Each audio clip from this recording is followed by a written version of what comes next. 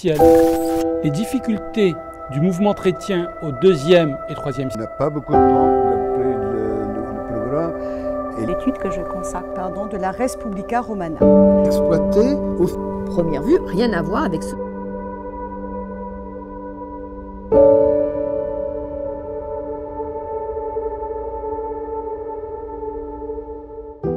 Donc ce dont je voulais vous entretenir aujourd'hui, c'est de la figure d'Auguste.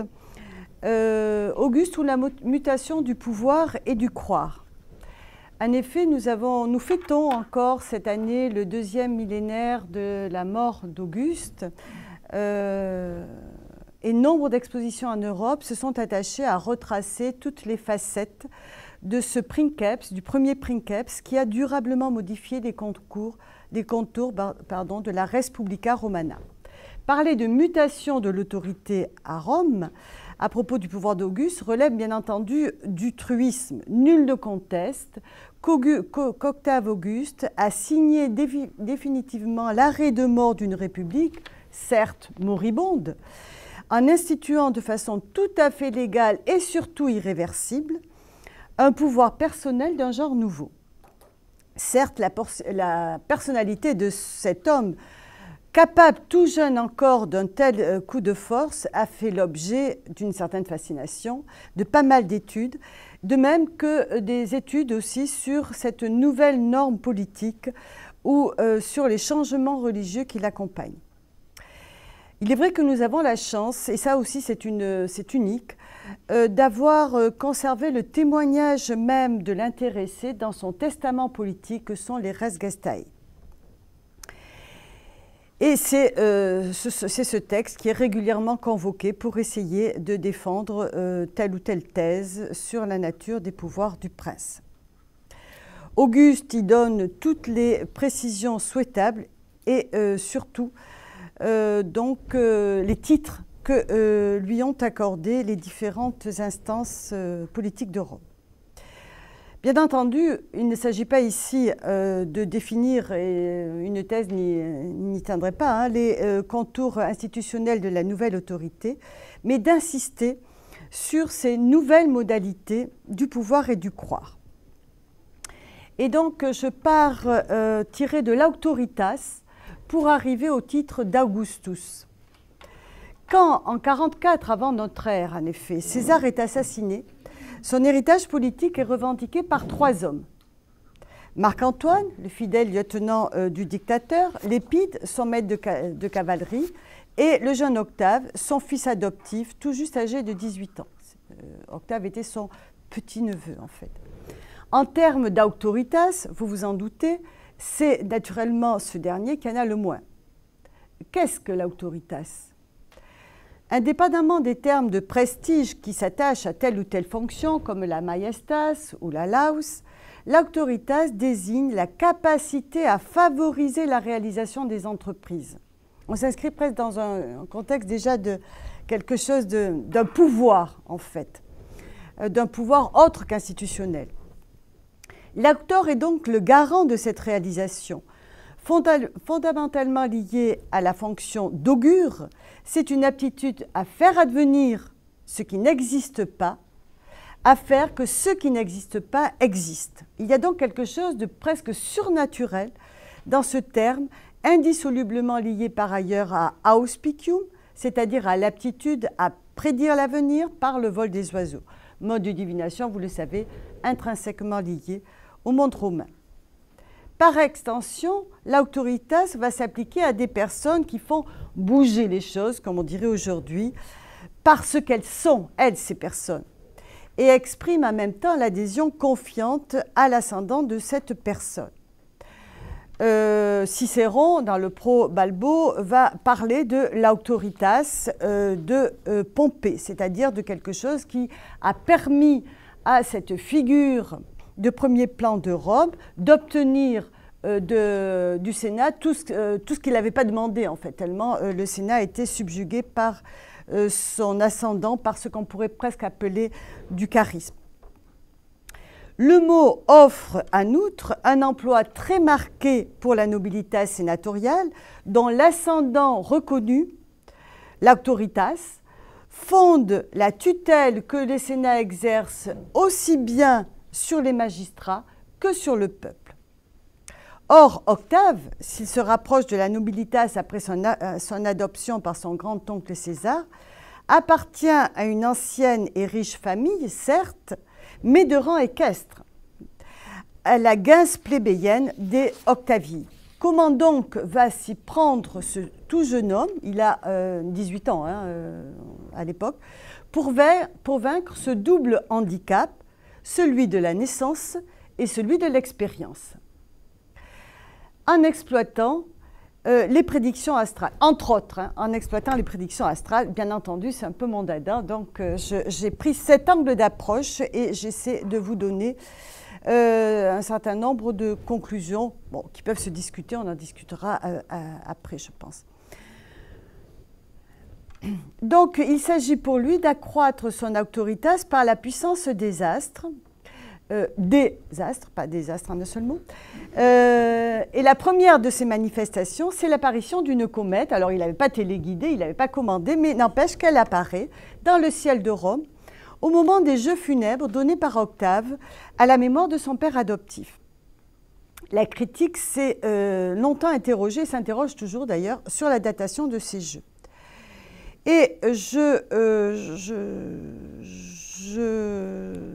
j'adopte pour ma part l'hypothèse de Gagé, qui a édité justement les Res Gestae, un des éditeurs des Res Gestae d'Auguste, qui pense que ces jeux ont été donnés lors des Ludi Victoriae Caesaris, qui avaient été transportés de la date initiale de septembre au 20-30 juillet. 20-30 juillet, enfin, le ciel en tous les cas est beaucoup plus clair à la tombée de la nuit qu'au mois de décembre, même à Rome. À Québec, n'en parlons pas. Je ne sais pas remarquer en juillet comment c'est, mais en fait, il est assez bas actuellement. En même temps, c'est un choix de date. Personne ne confirme de façon absolument indubitable que c'est cette date. Si on estime que c'est entre le 20 et le 30 juillet que la comète est apparue, on pourra en déduire certains éléments de type astrologique tout à l'heure, mais il faut d'abord écouter le témoignage de Pline qui est assez prolixe là-dessus, après avoir d'ailleurs défini de façon lapidaire et saisissante l'interprétation de l'apparition d'une comète. Et il dit « Ce sont des astres qui en général sèment la terreur et ne cèdent pas à des expiations légères. » Et à propos de ce fameux Sidus Iulium, l'astre de César qui apparaît dans le ciel de Rome, eh bien l'historien naturaliste est assez prolixe et je vous lis la traduction de ce paragraphe 92 que je vous ai proposé. Le seul lieu du monde où une comète soit l'objet d'un culte est un temple de Rome. Alors je ne sais pas si c'était à partir de là que je vous ai donné le texte, mais c'est l'objet d'un culte et donc l'astre a un temple à Rome. Cette comète, que le divin Auguste a jugée de si bon augure pour lui, apparut au début de sa vie publique lors des jeux qu'il célébrait en l'honneur de Vénus Génitrix, peu après la mort de son père César, au sein du collège fondé par ce dernier. Voici en quels termes il relata la chose pour la joie publique. Au cours de la célébration de mes jeux, une comète fut visible durant 7 jours dans la région septentrionale du ciel. Apparue vers la 11e heure du jour, c'est-à-dire à la tombée de la nuit, elle était éclatante et visible de toutes les parties de la Terre, enfin de la Terre romaine certainement, parce qu'une comète, c'est pas visible partout. Cet astre annonçait, suivant la croyance générale, que l'âme de César était reçue au nombre des puissances divines immortelles. Et à ce titre, une comète fut ajoutée au buste de César que nous consacrâmes peu de temps après sur le forum. Ainsi s'exprima-t-il à l'usage du public. En secret, il se réjouissait d'une autre interprétation. La comète était née pour lui, et c'est lui qui naissait en elle. Et à part les vrais, ce fut un bonheur pour la terre. Ce long passage est bien entendu remarquable, autant par le témoignage d'Octave, objectif et subjectif à la fois, que par l'allusion au culte que l'on a rendu désormais à cette comète à Rome. C'est dire l'importance d'une telle apparition. L'omen, le présage négatif traditionnellement attaché à l'apparition d'une comète, est ici totalement subverti. Subverti par Octave qui l'interprète comme le signe visible de l'apothéose astrale de l'âme de César, ce qui n'était pas une incongruité au demeurant. Le jeune homme associait en effet aux croyances dans l'astrologie la foi dans l'immortalité céleste promise par les pythagoriciens aux hommes éminents. Ces idées étaient largement répandues dans les milieux lettrés. C'est ainsi que Cicéron, dans le Songe de Scipion au livre 6 de la République, met en scène le jeune Scipion Émilien qui, admis le temps d'un songe dans l'espace d'immortalité que représente la Voie lactée, y retrouve son père et son grand-père. L'un et l'autre, en effet, avaient reçu cet honneur posthume pour avoir bien mérité de l'État.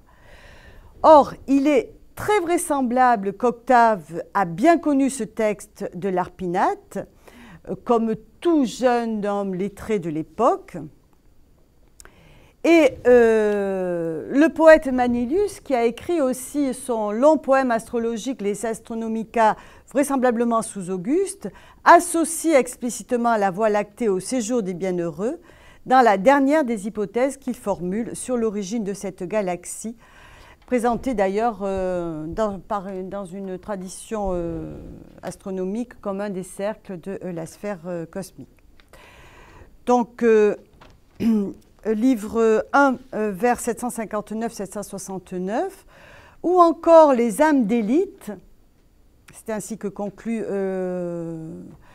Manilius, les gloires qui ont mérité le ciel, une fois déliées de leurs corps confiés à la terre, se rendent-elles au sortir de notre globe et habitant le ciel, se rendent-elles là au sortir de notre globe et, habitant le ciel, leur domaine propre, vivent-elles des années célestes dans la jouissance de l'univers. La place du passage pour clore le long développement étiologique n'est naturellement pas indifférente. Ce sont là des idées chères aux intellectuels et certainement Octave, s'il n'a pas fait accréditer cette croyance, déjà bien reçue à Rome, l'a du moins exploitée à des fins politiques. D'autant que ce fameux Sidus Iulium est visible dans la partie septentrionale du ciel où s'étend précisément la Voie lactée. Donc, Octave a exploité immédiatement d'ailleurs sa propre interprétation en affublant aussitôt d'une étoile la statue de César et en arborant lui-même sur son bouclier un astre à 6 rayons. L'étoile figurera également d'ailleurs sur des monnaies D36.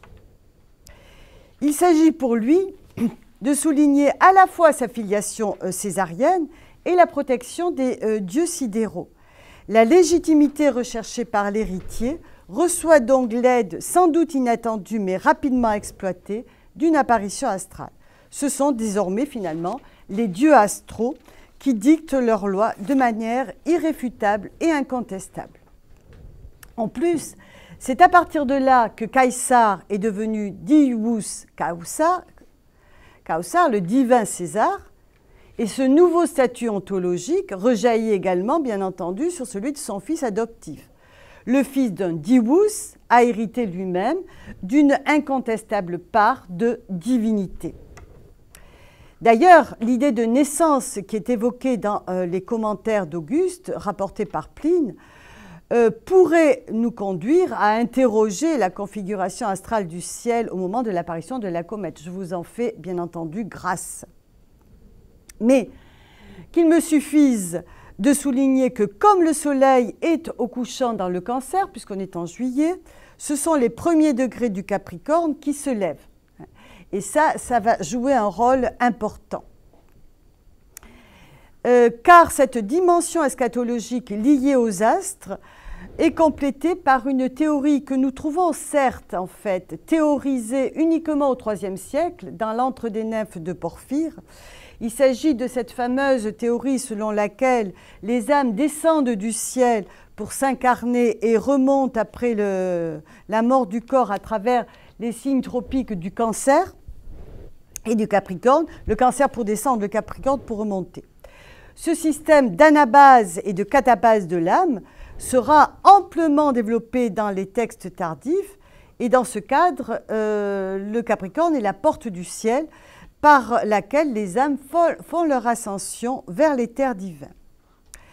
Une telle mise en scène s'inscrit dans la même tradition platonico-pythagoricienne que celle du songe de Scipion de Cicéron, dont un des pans d'ailleurs concerne la migration des âmes.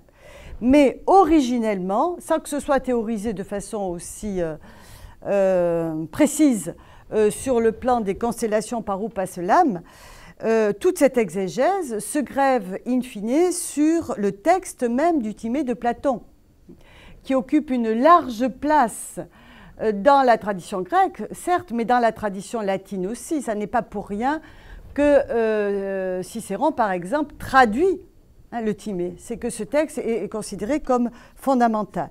Or, que dit Platon dans le Timée? Il dit que avec les restes de l'âme du monde, je crois que ce sont les dieux créés, fabriquent les âmes des hommes, et que chaque âme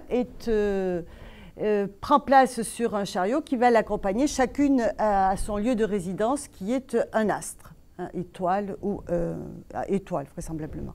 Donc on a déjà en fait cette présence sidérale, cette présence céleste des âmes au départ.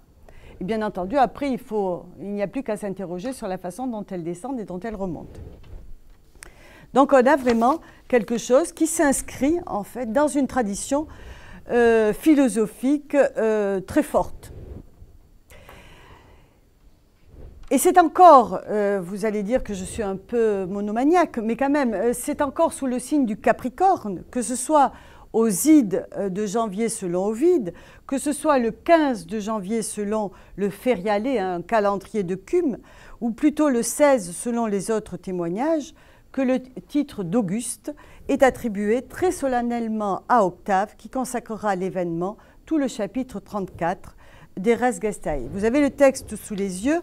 Je n'en lirai bien entendu que les passages qui m'intéressent le plus pour que nous puissions garder un petit peu de temps pour la discussion. Pour ce mérite, quo pro merito, je fus appelé Auguste par Senatus consulte, et la dernière phrase est importante, depuis ce temps, je l'emportais sur tous en autorité, auctoritate omnibus praestiti, mais je n'avais pas plus de pouvoir que tous ceux qui ont été mes collègues dans toutes les magistratures. Dans ce passage, l'un des plus commentés de la littérature latine, l'insistance avec laquelle le prince rappelle les circonstances de l'attribution d'un titre novi generis, d'un genre nouveau, comme le qualifiera Suétone, traduit l'importance qu'Auguste lui-même accordait à ce titre, accordait à ce surnom, en même temps qu'il oppose d'une façon magistralement orchestrée la potestas et l'auctoritas. Qu'il nous suffise pour l'heure de suggérer, vu la façon dont Octave s'est toujours comporté, qu'il a également contrôlé une telle démarche sénatoriale. Suétone, dont je viens de parler, donne plus de détails là-dessus. Et il dit, alors je ne sais pas si vous ai donné la phrase, il dit donc dans la vie d'Auguste, il prit le nom de Gaius César, puis le surnom d'Auguste, le premier en raison du testament de son grand-oncle, le second sur la motion de Munatus Plancus. Qui était donc ce Munatus Plancus? Le connaissez-vous? C'est le traître parfait. Il a été d'abord du côté de Brutus, l'assassin du père adoptif quand même. Il a été ensuite du côté de Marc-Antoine, qu'il a finalement trahi pour passer du côté du gagnant. Finalement, c'est peut-être un bon calcul. Il est passé du côté d'Octave. Et est-ce que cet homme aurait pensé de lui-même à un tel titre très étrange, parce qu'il n'a jamais été, Augustus n'a jamais été appliqué à des êtres humains, en fait. N'est-ce pas plutôt téléguidé par Octave, qui l'aurait récompensé quelques années après par la censure que, effectivement, ce Minatus Plancus a obtenu? Peut-être, hein, ça relève encore de l'hypothèse.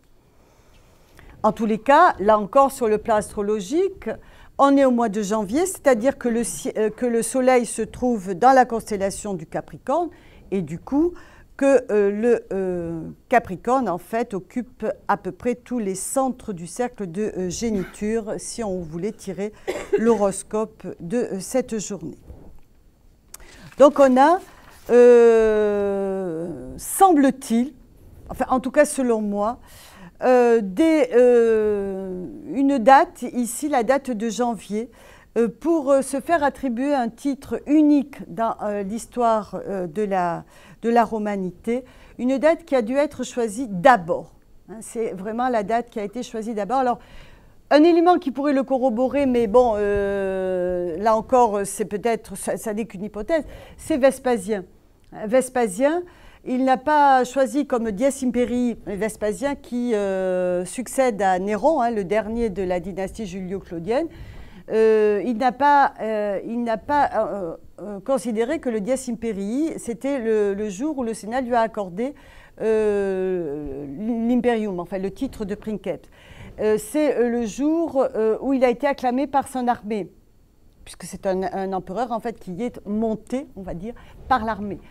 Et ce jour-là, je crois que c'est le 1er juillet ou quelque chose comme ça, mais en fait l'acclamation, il l'a un peu téléguidé parce que l'horoscope du 1er juillet était particulièrement intéressante pour lui. Et donc choisir une date à cause d'un horoscope ou d'une configuration, on va dire, astrale intéressante, on le trouve chez Vespasien, peut-être existait-elle déjà chez Octave Auguste. En tous les cas,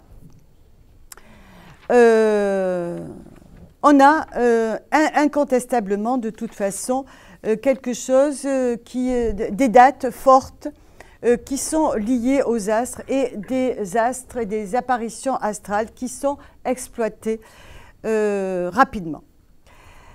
Alors, la prédilection, en tous les cas, d'Octave pour le Capricorne se lit dans la frappe des monnaies. Je vous ai donné d'ailleurs une monnaie qui a été frappée dans les années 20, sur laquelle la figure du Capricorne est accompagnée de la légende Signis Recaptis, qui l'associe indubitablement à la conquête. Et sur des deniers un peu postérieurs, c'est-à-dire quand Octave est devenu Auguste, on a ce même Capricorne, animal mi-chèvre, mi-poisson, qui tient entre ses pattes un globe, hein, faisant donc d'Auguste un cosmocrator. Alors, je ne m'attarderai pas sur la cuirasse de la statue de Prima Porta que j'ai trouvée laborieusement sur mon ordinateur et que j'ai envoyé du coup hier soir et qui a été très gentiment photocopiée aujourd'hui. Cette statue de Prima Porta qui est en haut à droite dans la page à part, c'est une statue qui a été voulue par le prince, et c'est vrai que la reproduction en noir et blanc écrase un petit peu les caractéristiques. De cette statue, on en a des exemplaires partout dans le monde romain, y compris, d'ailleurs, je viens de les découvrir, à 50 km de Montpellier, on a une statue type Prima Porta à côté de la Porte Auguste à Nîmes. Ce qui est intéressant, c'est de mettre en corrélation, en fait, la monnaie avec la scène représentée sur la cuirasse. Cette scène représentée, c'est précisément la restitution des enseignes romaines à Tibère, qui sera le successeur d'Auguste, restitution faite par les Parthes. Les Romains ont essuyé 2 de leurs plus cuisantes défaites face aux Parthes, et ce geste est un geste hautement symbolique. Ça ne signifie absolument pas, bien sûr, une victoire, mais c'est un geste qui lave, d'une certaine façon, l'affront des désastres passés, essuyés par les Romains face aux Parthes. Et en même temps, cet acte hautement symbolique parachève la mission de pacificateur universel que s'est assigné le nouveau prince. Et ce qui est intéressant, c'est de voir que cette haute valeur symbolique de la statue a été bien ressentie comme telle, parce que bien des siècles plus tard, Louis XIV, à qui le Canada doit tant, s'est posé comme lui aussi un pacificateur, et j'ai découvert dans la Villa Médicis de l'Académie de France à Rome une belle statue de Louis XIV qui perpétue en fait cette symbolique statuaire. Il est un petit peu déhanché comme dans la statue d'Auguste sur le modèle du Dorifort de Polyclète. Il est là aussi, il a un petit peu la même tunique qu'Auguste. Il a le pied droit qui est posé sur une peau de bête qui pourrait être la peau du lion de Némée. La thématique herculéenne est largement exploitée par les empereurs romains. Et le pied gauche posé sur un globe. Alors un globe qui pourrait être bien sûr le globe terrestre, qui fait là encore du roi soleil un cosmocrator. Mais ce qui est le plus important, c'est ce qui apparaît dans le timbre que j'ai reproduit et dans une affiche que j'ai retrouvée dans un de ces catalogues des expositions sur Auguste, la réutilisation pendant la dernière guerre mondiale par Mussolini de cette statue dans le cadre en fait du culte fasciste de la romanité. Donc on a vraiment, vous voyez, en fait une statue symbolique, mais à mon avis dont la symbolique a été enfin gagnerait encore à être étudiée. Cette mutation du savoir, du pouvoir, s'accompagne d'une mutation du croire. Rappelons bien sûr que ça n'a rien à voir avec la religion romaine en soi, qui, elle, n'a rien à voir avec la spiritualité comme on pourrait le penser aujourd'hui, bien entendu, dans nos cultures judéo-chrétiennes. Cette spiritualité étant plutôt liée d'ailleurs à la philosophie. La religion à Rome, c'est une praxis, uniquement. Et quand on veut croire, eh bien, en fait, on se tourne vers d'autres types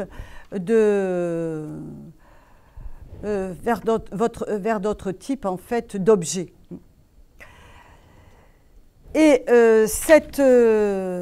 comme pour l'autorité politique, eh bien, Auguste a subverti l'autorité religieuse, en tous les cas le croire, car en se posant en restaurateur des anciennes valeurs religieuses, en fait, il en a accéléré en réalité la disparition ou la dissolution dans un culte qui est dorénavant rendu au prince.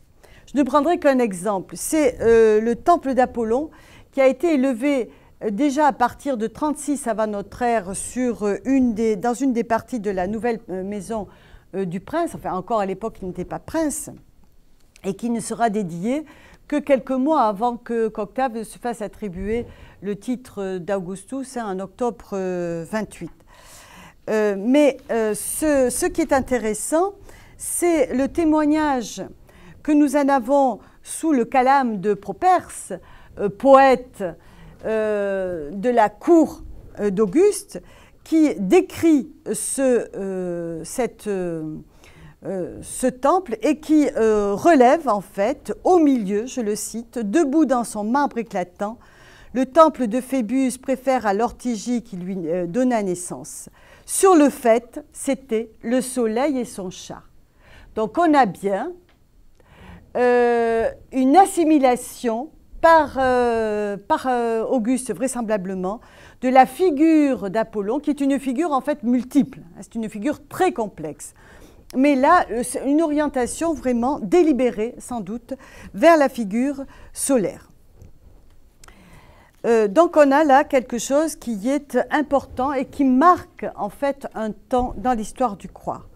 En même temps, les mesures prises par Octave pour asseoir le statut ontologique de son père adoptif se lisent dans l'institution d'un culte en son honneur et d'un temple.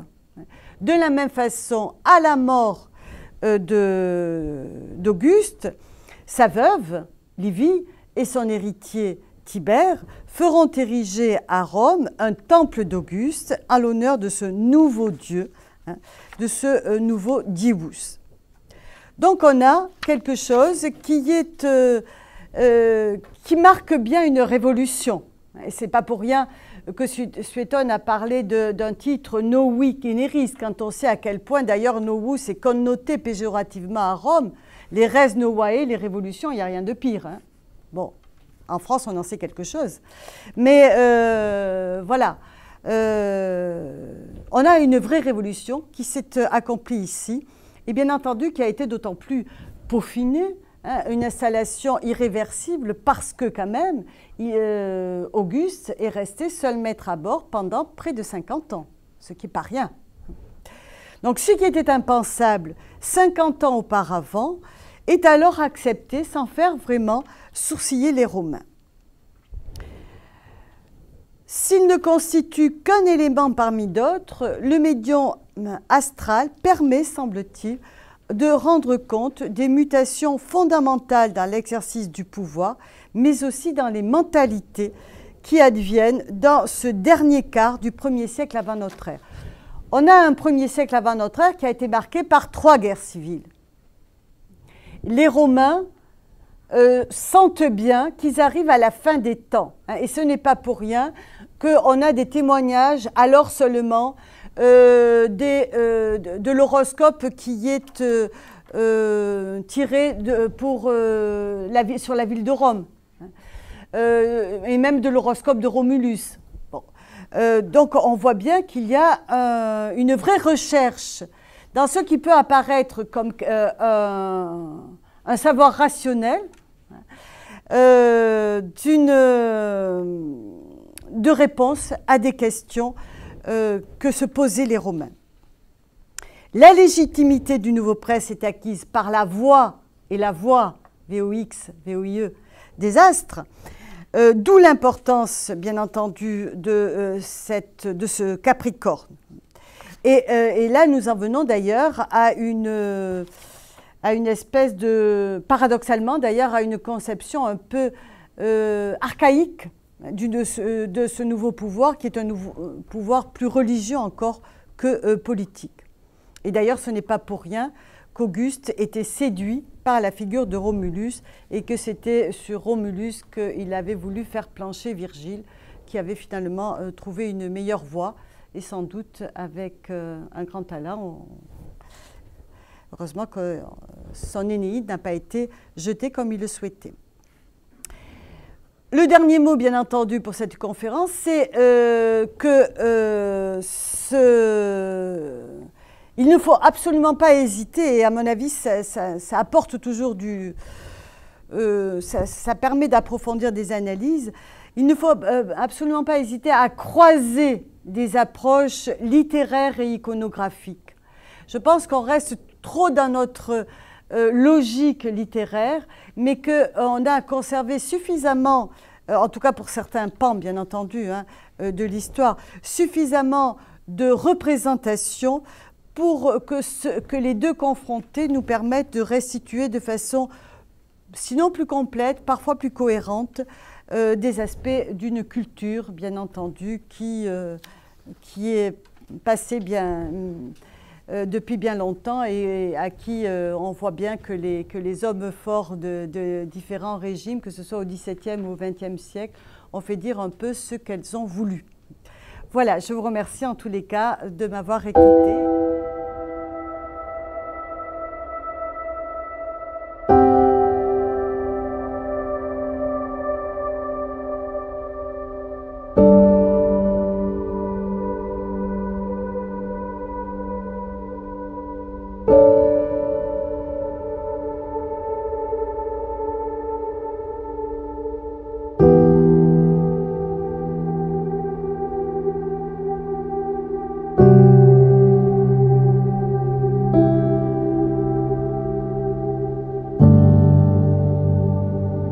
essentiel.